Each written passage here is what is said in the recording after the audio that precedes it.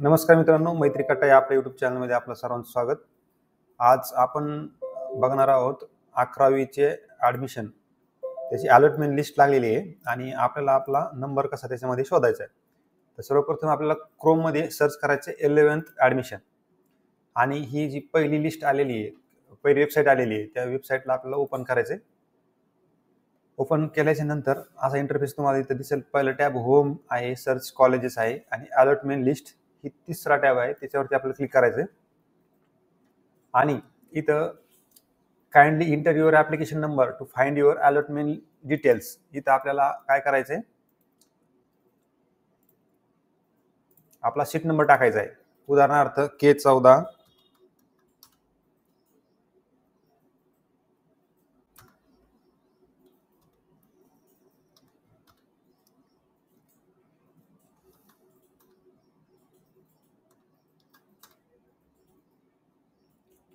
हा आपण seat number इथं टाकूयात आणि इथं सर्च बटन, उजव्या बाजूला सर्च बटन आहे, त्या सर्च बटनवरती आपल्याला इथं क्लिक करायचं आहे. आता इथं एक रिझल्ट आलेला आहे सर्च केल्यानंतर.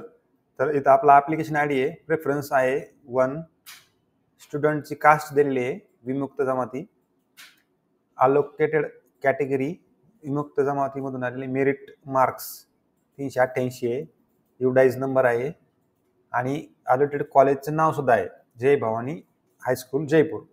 आणि अलॉटेड स्ट्रीम ही आहे सायन्स, स्ट्रीम कोड सुद्धा दिलेला आहे.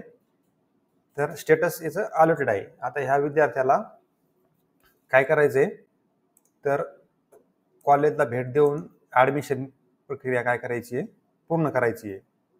त्यासाठी 30 जून पासून विद्यार्थ्यांनी प्रत्यक्ष जाऊन महाविद्यालयात जाऊन आपला प्रवेश निश्चित करायचा आहे आणि 9 जुलैला आपल्याला दुसऱ्या फेरीसाठी रिक्त जागा प्रदर्शित होणार आहेत. अशा पद्धतीने तुम्ही सीट नंबर ॲप्लिकेशन नंबर तुम्ही इथं एंटर करून तुम्हाला एखादं कॉलेज अलॉट झालं की नाही ते बघू शकतात.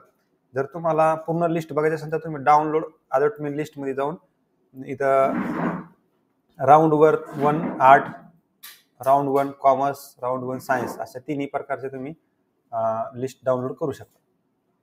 ठीक आहे मित्रांनो, हा व्हिडिओ तुमच्या मित्रांना नक्की शेअर करा.